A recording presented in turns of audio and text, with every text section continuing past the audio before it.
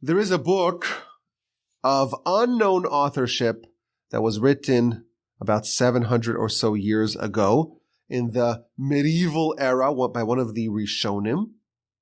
The purpose of the book, interestingly, was to give teenagers something to do on Shabbos afternoon, which is an unusual premise for a Torah book, but that's the premise.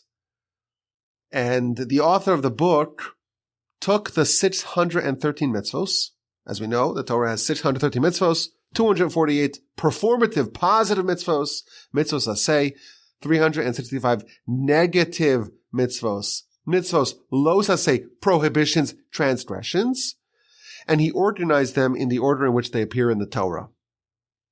The Talmud tells us that there are 613 mitzvos. It does not delineate them. So we don't know from the Talmudic times exactly what is the breakdown of what's included as a mitzvah and what's a subcategory of another mitzvah. If you actually lay out the total number of mitzvahs, it's probably millions, because each one of those 613 is a category under the rubric of which there are many, many mitzvahs that are included. So what exactly constitutes a headline mitzvah? What's a subcategory of another mitzvah? That was not really addressed until the period of the Rishonim. And then you have the Rambam, who said, I'm going to undertake this mission. And he wrote a book where he outlined 14 parameters for what constitutes a headline mitzvah and what's not considered a headline mitzvah. And once he finishes the rules, he lists all the 613 mitzvos by order of importance.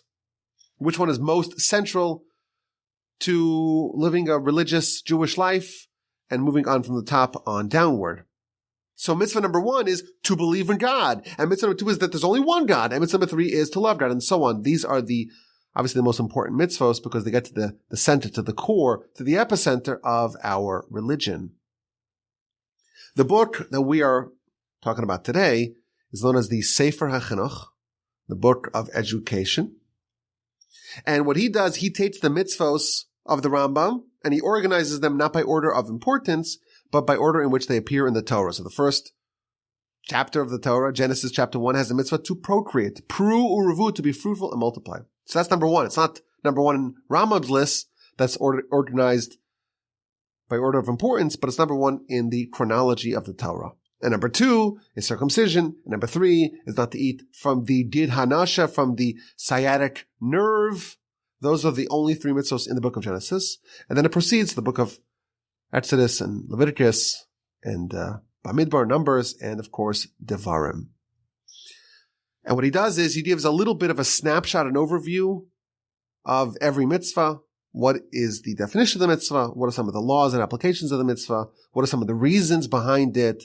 What are some of the interesting questions that are debated about it, discussed about it, addressed about it in the literature, and the applicability of these mitzvahs that is applied to men, to women, to a Kohen, to a Levite, in modern times, in the times of the temple, Messianic times, and so on. What are the repercussions?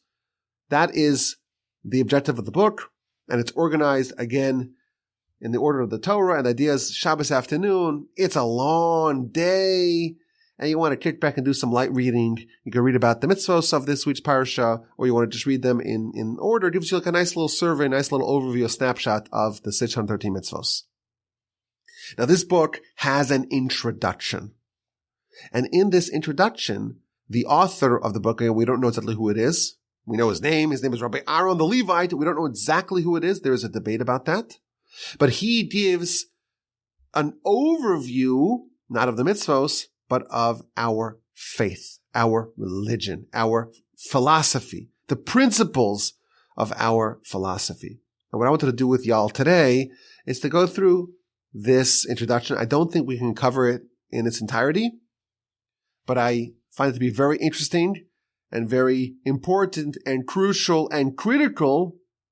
It's always important to understand more and more about our philosophy and the bedrocks of our philosophy. So let's take a closer look at the introduction of the Sefer HaChinuch, of this wonderful book, a book written for teenagers, but also for people like us. And let's look at what he says about the foundations of our religion. And he starts off with a truth, a clear truth, a truth that is accepted by humanity. And that is to believe witnesses. Someone comes and gives testimony. We don't know what happened. We don't know who's guilty, who's innocent.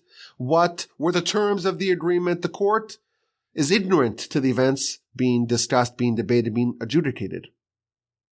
They have to assemble evidence. They have to compile reasons to rule one way or the other.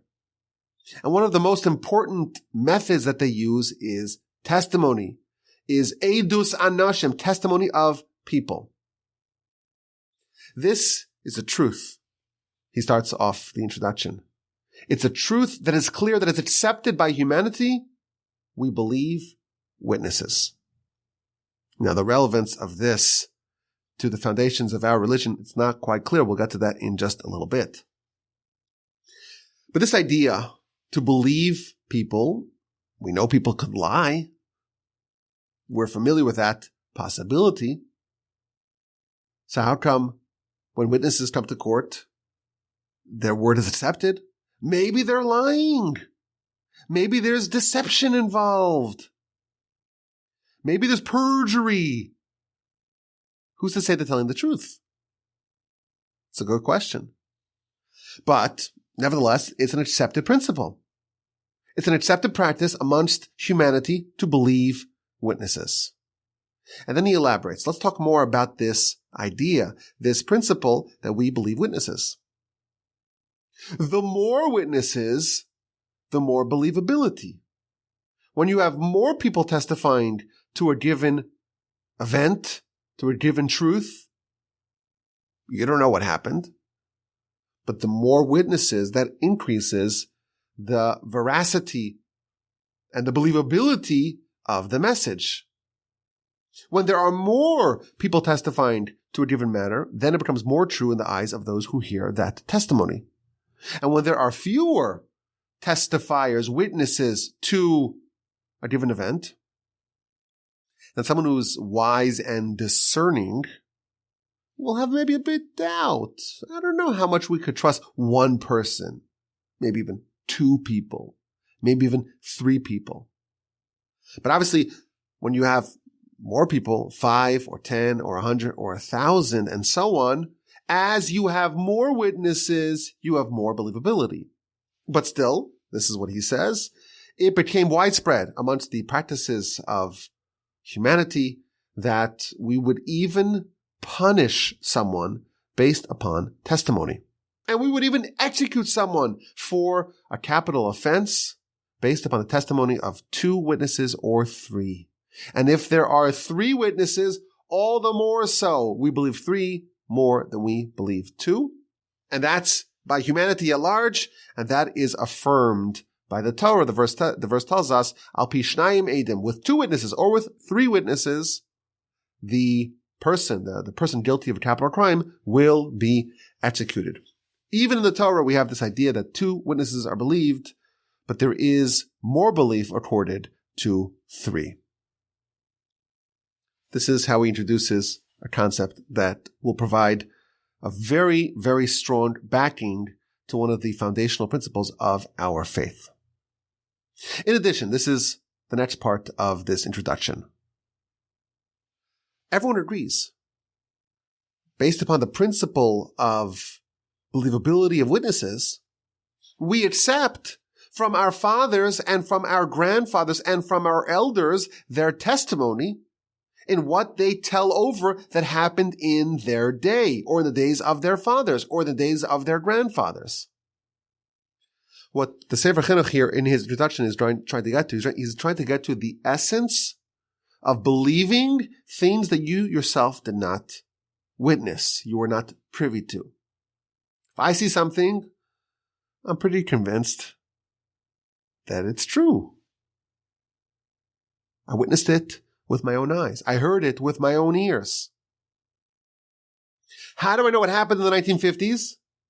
or the 1940s, or the 1850s, or the 1500s. We know we believe that there was something called the Vietnam War, and there was a president named Richard Milhous Nixon, a favorite of ours. We believe in the World War II. We know that happened. What's the mechanism? How do we know that that's true? We didn't see it. We weren't perhaps even alive at that time.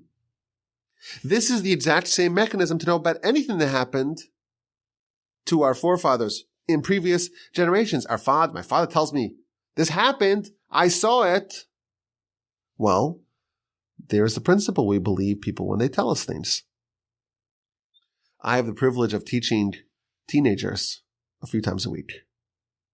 And I told them, I said, y'all were born in like 2007 or 2008.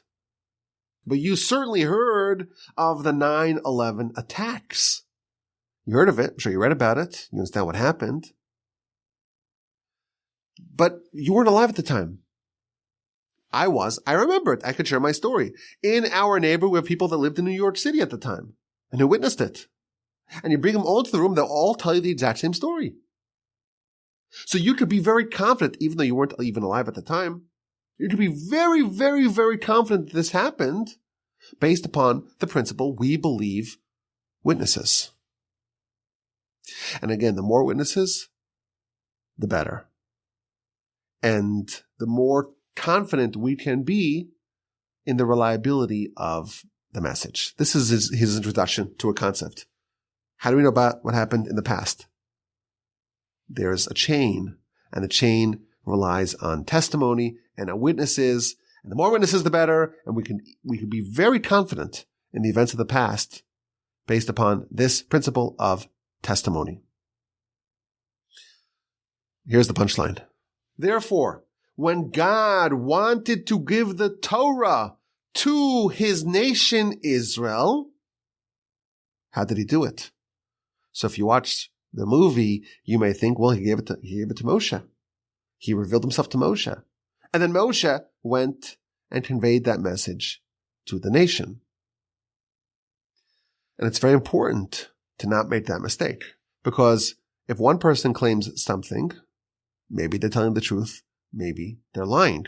But the reliability is very weak. And we wouldn't change our whole lives based upon the testimony of one person.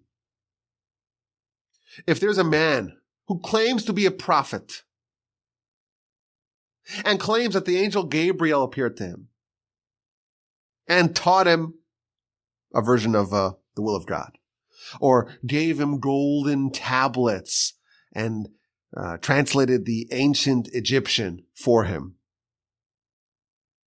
are they telling the truth or are they lying? We don't know. But it's not very persuasive, and maybe you wouldn't want to, hang your hat on this and commit your whole life to this, because after all, humans, we know that they have the capacity to lie. It is possible. And one person making such a claim, we wouldn't execute a person in court with only one witness, because maybe they're lying. We need a minimum of 2. But 3 is even better. And you know what's even better than 3? 5 or 5,000 or 500,000. When the Almighty gave the Torah to the Jewish people, he gave it to them in front of 600,000 adult men. And there was a corresponding amount of adult female, we imagine. We don't know the exact number of how many females there were, but we imagine that it was roughly comparable. Well, if you add 600,000 to 600,000, you end up with 1.2 million people. And that doesn't include people that are younger than the age of 20. So that pushes the number certainly past 1.5 million people. And every single one of them witnessed the most incredible event, the most important, significant, and transformative event in all of human history. Why did the Almighty not give the Torah to Moshe? It's simpler. It's simpler. It's neater. Moshe, you're a great guy, you're a prophet, here's the Torah, go tell the Jewish people about that. Well, the Almighty gave the Torah, he didn't do it in that way. Because you know what? If we were clever and sharp, we would say, wait a minute, Moshe, how do we know you're not pulling our leg? How do we know you're telling us the truth? Maybe you're a fraud. Maybe this is all a hoax. And that is a responsible question to ask. Moshe is telling us, if someone lights a match on Shabbos, we execute him. Well, wait, are we really going to listen to that? Maybe Moshe is a fraud. Maybe he is lying. In order to dispel that and to make it clear to everyone that this is legitimate, the Almighty did something unprecedented. He revealed himself to a nation of millions of people, and they all survived to tell the tale and to perpetuate it to their children and to their grandchildren and to their great-grandchildren and so on. Until today, we know for sure this event happened. There are more eyewitnesses to this event, most likely to basically any other event in history. There's no event that has as much reliability, as many eyewitnesses as this one. Continues the Sefer HaChinuch. In order to make sure that the truth will be so secure and reliable and unquestionable and incontrovertible and unshakable, the people were elevated temporarily to the state of prophets. They were given a state of consciousness, a state of clarity, a state of absolute focus and consciousness that is unparalleled and unrivaled by anything else in order to eliminate any doubt and uncertainty. What a person experiences with prophecy is so absolutely clear, they don't question it. They never ask, well, did I hear that right? Are you sure? What, say that again? No, it's 1,000% clarity. A state of focus and consciousness unrivaled, unmatched by anything else. So we have an event here that completely changes everything. We have an event here where a whole nation, 600,000 adult men, plus a corresponding amount of women, plus children, that all of them experienced it, not just experienced it on a regular level, on the highest level of consciousness, and they live to tell the tale. There are more witnesses to this event than any other that I could think of off the top of my head. And that's why, in the run-up to the Sinai Revelation in chapter 19 of the book of Exodus, God tells what's going to happen. He tells Moshe, I'm going to tell you what's going to happen. He outlines the plan for the Sinai Revelation and for the pronouncement of the 10 Commandments. And he says, behold, I will come to you in the thickness of the cloud. Why? Ba'avur yishma ha'am bedabri imach, so that the nation hears when I speak to you. Normally, God spoke to Moshe, and that's a prophecy. We can't hear that. It's not, unless you're a prophet as well, you can't possibly tap into that conversation because it's a message of God. And only if you're a prophet could you possibly absorb that. But here, God is saying, I'm going to speak to you, but I want the nation to hear as well. Why? So they hear when I speak to you, they'll believe in you forever. The reason why we believe in Moshe, the reason why our antecedents believed in Moshe, the reason why our nation forever believed in Moshe, and believed in the concept of prophecy, and in the primacy of the prophecy of Moshe, it's because of this event. A whole nation experienced prophecy. Together in unison, they heard God speaking to Moshe. They never again had a doubt that prophecy is real. Moshe is the desired prophet of God, and he is going to be the bearer of the details of the Torah. We heard the Ten Commandments directly. The details, we know Moshe is verified as a legitimate prophet. We could hear that from Moshe. So this is, I think, a very powerful argument to get this book, or the introduction of this book, started, to just observe the fact that nothing that he said is really arguable.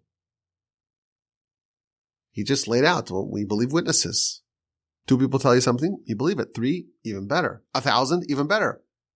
10,000, 100,000. If you have 100,000 people in a stadium and they all testify that this is what happened in the stadium, that is what happened in that stadium. Because there's no way to coordinate with such a large group of people. You can make a conspiracy that large. 1 person, you can hold a secret. 2, maybe. It's harder. 10, very hard. 100, basically impossible. 100,000, completely impossible. 1,000,000, it's likelier that Abraham Lincoln didn't exist and the Civil War never happened. And George Washington is a myth made up by a school teacher. Someone made up the school teacher. There was a person the United States was really invented in the 1850s or 1870s. And the whole backstory was just added in. All that detail. There was a man, there was a war. The Brits were actually never here. They were never here. It was all made up. And this whole thing about the tea and the tea stamps and all that, the Whiskey Rebellion, all that was made up post facto. The Constitutional Convention. It's a story. It's a story. It's like a fairy tale. It's a myth. It's the founding myth. It's like the Romulus and Regulus story of America. It's made up. Clever. They got together. The elders of America got together and made up this whole backstory. They made up this guy, Andrew. Let's make up this guy, Andrew Jackson. The swashbuckling president from Tennessee. Oh, that's great. Let's add in, the short guy, the Manifest Destiny, James Madison. We'll throw in this other guy, Henry Harrison, whatever his name is. He died only a month into his term. All made up. All made up.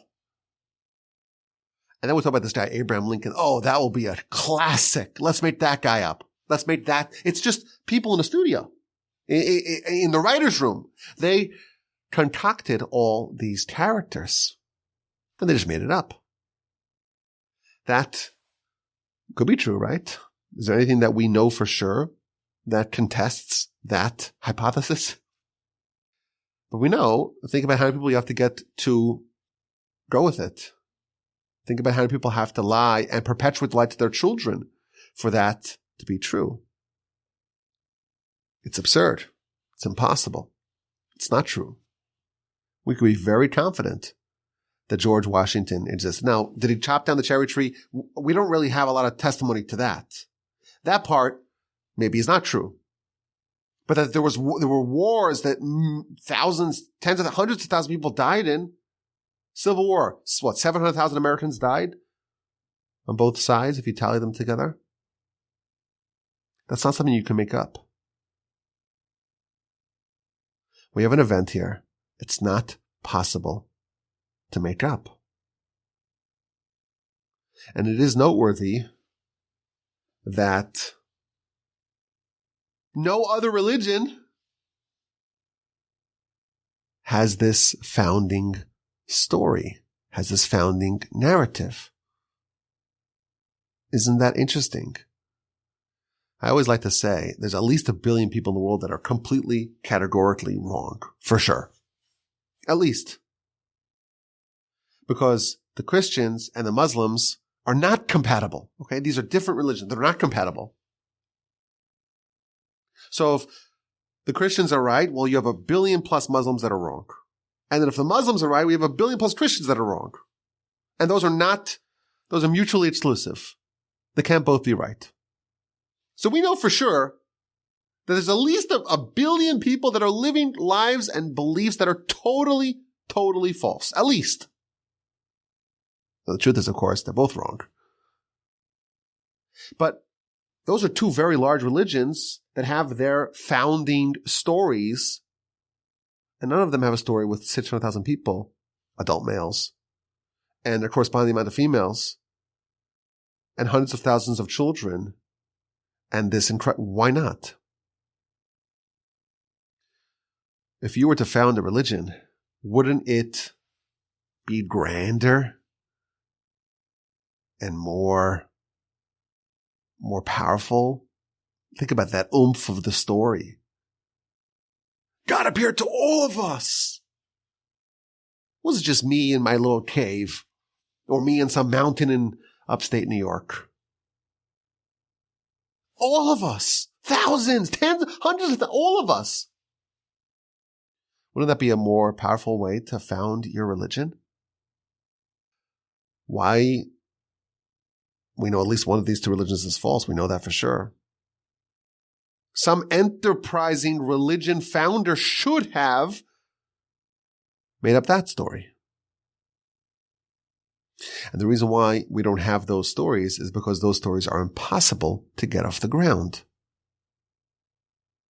You can't get 1,000 people to go with your made-up story, and certainly not to perpetuate it to their children. This is how this introduction begins. And then he proceeds and says, if not for the fact that the nation experienced the Ten Commandments with prophecy, it wouldn't quite have that same convincing veracity. Yes, there were countless miracles. Think about the 10 miracles in Egypt. The Jew drinks water from a thermos, and the Egyptian sticks his straw in and sucks out blood. And there's darkness, palpable darkness for the Egyptians, and the Jews have light. And every single Egyptian family has at least one dead. And amongst the Jews, even the dogs are not barking. These are all powerful miracles, be very persuasive if we witness them. And they were accomplished without taking the whole nation and making them into prophets. There's a need here to take a whole nation and make them into prophets. Why? Says the Sefer HaChinuch, in all the signs that Moshe did before Pharaoh and before the eyes of the very eyes of the nation, there was still a little bit of room for a person to challenge these miracles. Maybe, just maybe, Moshe is the greatest sorcerer of them all. He's David Blaine mixed with David Copperfield, mixed with that mentalist Uri guy, whatever his name is. I don't know how he's doing it, but he's using some sorcery, some advanced black magic, some sort of mechanism by which I don't know how he's doing it, but it's some sort of trick. And yes, Moshe went into the land of sorcerers, and the Egyptian sorcerers were able to basically match him tit for tat until they reached the third plague. They also took their staffs and threw it on the ground, turned into serpents, and then converted water to blood and were able to conjure frogs. When it got to the third of the 10 plagues, that of lice, they said, sorry, we can't do it. It's the finger of God. So that, perhaps you may say, may prove the supremacy of Moshe. After all, even the fellow sorcerer said this is the handiwork of God. So why is that not enough? Why does everyone need to be made into prophets? Don't we know already with the Exodus that Moshe is legitimate? This is the handiwork of God, not the handiwork of Moshe? Nevertheless, if someone really wants to be stubborn, I'll say, listen, Moshe wasn't really acting as an implement of God. He was just cleverer than them. He did the sorcery better than they did. Maybe there's still a little wiggle room for someone to be recalcitrant and intransigent and to not believe in Moshe and in his standing as a prophet. But once the whole nation, they experience prophecy, there's not a single bit of doubt. And they know for sure that everything that was done as per the will of God. And from the hand of God, all these events happened. And they saw with their eyes, and they knew with absolute clarity, and they testified to their children that every single word of Torah, from the first letter of Genesis, the Beis of Bereshis, until the last letter of Devarim, of Deuteronomy, the Lamed of Le'enei Kol Yisrael, it's all true, it's all clear, without any doubt in the world. And their children testify that to their children, and so on, their children, to their children, until our times, writes the Sefer HaChinuch 700 years ago, and we could add, until our times, in modern day, 21st century. The bottom line, the result is, our Torah is Torah's emes, is true. And we have 600,000 reliable witnesses. And that's a very important number because that includes the grand total of all different possibilities of people, which is a little added thing he adds over there. The totality, you can only have 600,000 opinions in any matter. It's not possible to have any more. This is a Kabbalistic idea that he throws in. This is the totality of human diversity. And that's not including the women and the children. That's an added bonus. And he proceeds. And if someone who is trying to get our hearts to deviate away from God, if there is someone who's trying to incite us to become heretics, and they say to us, why, O Jew, why do we listen to you and to your tradition? Why are you asking your father and your grandfather? Why is that the way to determine what happened in the past? You should use the scientific method. You should investigate and ponder with your mind and with your reason and with your logic. Open up your eyes and see what's in your world. Look at the galaxies and the different forces of nature. And that will bring you towards wisdom. Use your intellect. Use your powers of deduction. Why is it so important for you to go back to your tradition?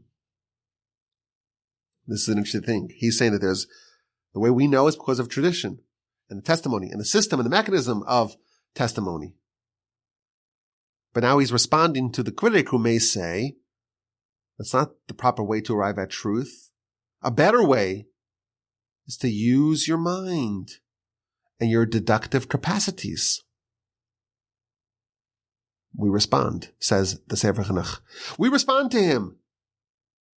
We cannot arrive with our powers of deduction and investigation.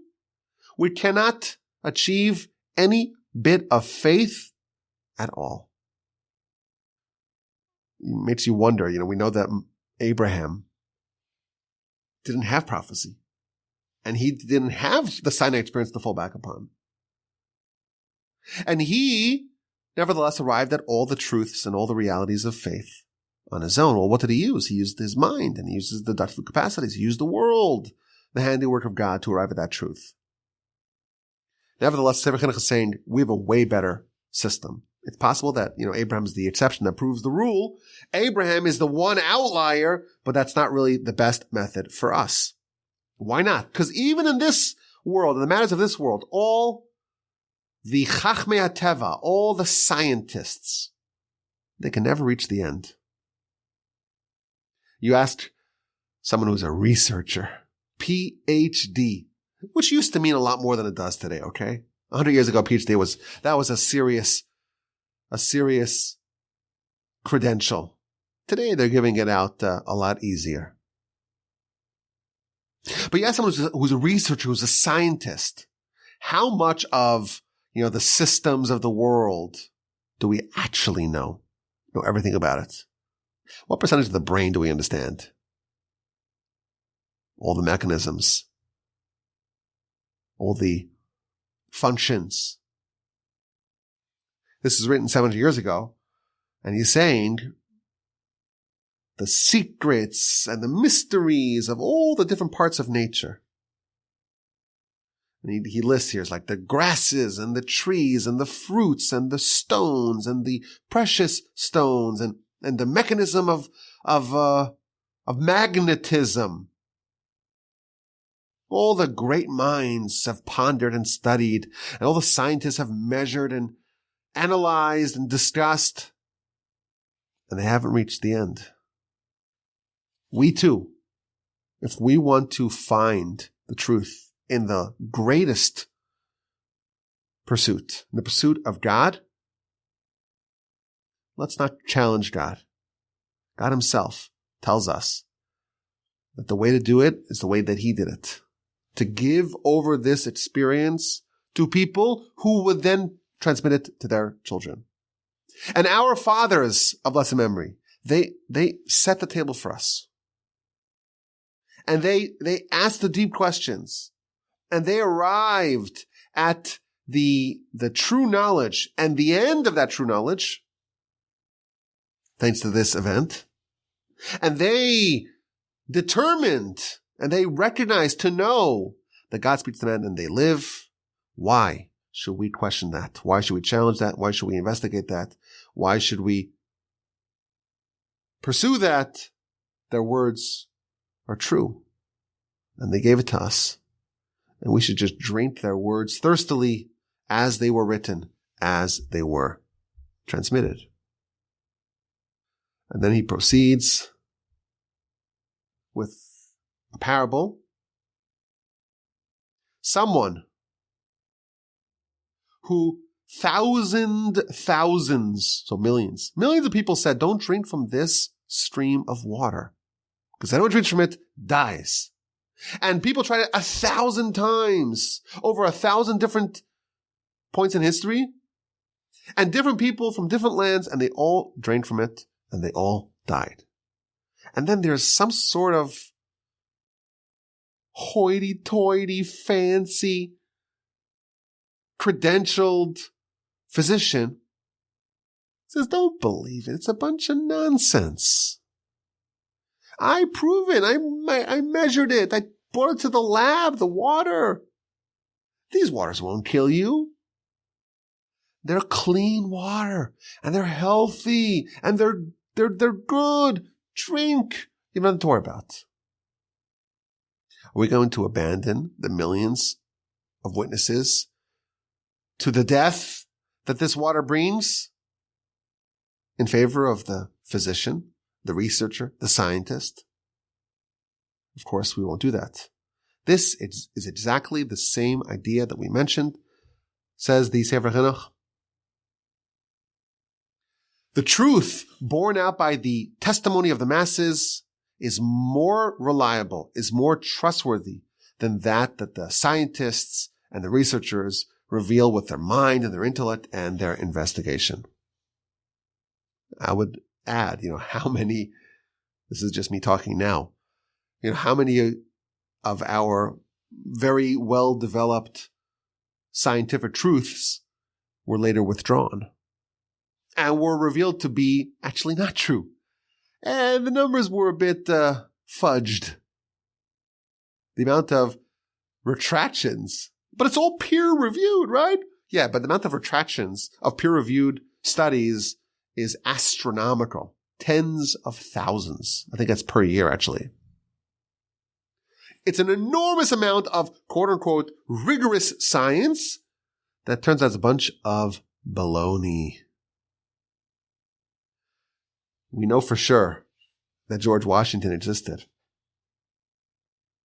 And if someone were to come and say, I did a study and I proved it conclusively, it's all fake, it's still true.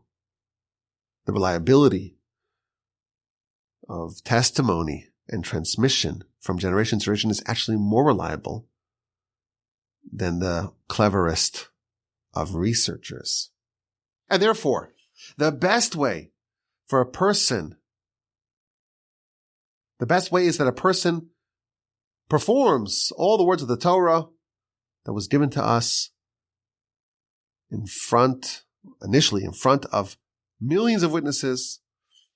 God gave it to our people, and we know that that's true, and there's millions of people that witnessed it, and they transmitted it to us today.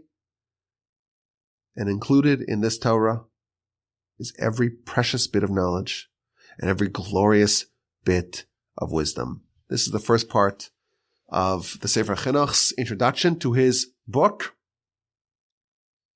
And his point is that the Torah is true. And he expresses this based on the idea that, well, testimony is believable. More witnesses who testify, well, that's even more believable. Witnesses who saw something so clearly, that's even more reliable. And that's a better system of determining the veracity and reliability of a given matter than investigation. And thus, we could be very confident that our Torah is legit. It came from Almighty God. And this is the only one, again, the only religion that has this origin story. Yes, there were miracles that Moshe did that were unmatched by any sorcerer, any guru, any soothsayer, any one of Pharaoh's henchmen. They threw up their hands and they said, this is the hand of God. This is the finger of God. This is beyond us. This is not the byproduct of sorcery. But nevertheless, we got it absolutely clearly. The highest level of truth. We got it from God directly with millions of people to witness it, and they perpetuated it to us today. We can still know with as much confidence the Torah that we have from the beginning to the end is 100% legitimate. There's a very famous essay of the Ramban, the last comment in the Ramban's commentary on Parshas Bo. So this is chapter 13 of the book of Exodus. Towards the end, but it's the last verse in the Parsha. And he writes how much of our religion, tons of mitzvos and festivals, they're all based upon the Exodus. And there's a mitzvah to remember the Exodus and never forget it. And we remind ourselves of the Exodus in the morning and at night. And we have a whole day, a whole really festival, the festival of Passover, to remember it, to relive it. And really all festivals are zecher liyetzias Mitzrayim, are a remembrance for the Exodus. Why is it so important to remember the events of the past, the events of antiquity? And the answer that he gives is because this event gave us everything that we need to know about faith. It proved the existence of God, the absolute power of God. He has complete power. He is omnipotent. The fact that God cares. He interacts with us. He hears our prayers. And he's able to do miracles as easily as what we call nature. Nature is not nature. It's just the will of God that's most common. A suspension of nature is just as easy for God as what we call nature. And God doesn't do this all the time. He does it once, or he did it once, and that is sufficient. But if we forget about that event, and all the events really that surround it, from the Exodus all the way to Mount Sinai, and to the events of Mount Sinai, maybe even for 40 years, we're eating manna for 40 years. I always love to challenge people who question the legitimacy, the veracity of the Torah. Well, how do you explain that a nation of millions of people were duped into thinking that they were eating manna from heaven that dropped 6 days a week and 2 portions on Friday? Like, how do you persuade people, even if they're gullible and naive and weak-minded, how do you persuade them that they ate manna for 40 years? Oh, and they drank water that came out of a rock, and perpetuate the story to their children? How do you do that? But besides for that, of course, the apex is the Sinai experience. The entire nation heard God directly and lived. And the Torah itself challenges us. Go find another religion like this. Is there anyone that makes this claim? The fact that the claim exists is proof that the events are true. The Torah is true. This is the beginning of the introduction of the Sefer HaChinuch to his work. I hope to continue because then he proceeds and says, well, okay, why do we have Torah? And he goes on to address other foundational questions of our faith and our philosophy. But if we're going to try to understand more and more about our religion and our faith and our philosophy, I think this is a very important essay or a very important citation to study. And he began with the most important event, the Sinai Revelation. A nation of millions experience prophecy, hear God directly, and live to tell the tale, and still tell the tale to us today. We heard it from our parents, who heard it from their parents, and we perpetuate it to our children, and we live by the lessons of the Torah and make sure that we are compliant with the laws of the Torah and the values of the Torah, and of course, the glorious destiny that the Torah is urging us to go fulfill. My email address is rabbiwolbe@gmail.com. I hope to continue the next, but we'll do it like another session to finish out this wonderful introduction of the Sefer HaChinuch to his wonderful book, where he guides us and directs us and offers us more insight into other areas of our philosophy. Again, the email address is rabbiwolbe@gmail.com.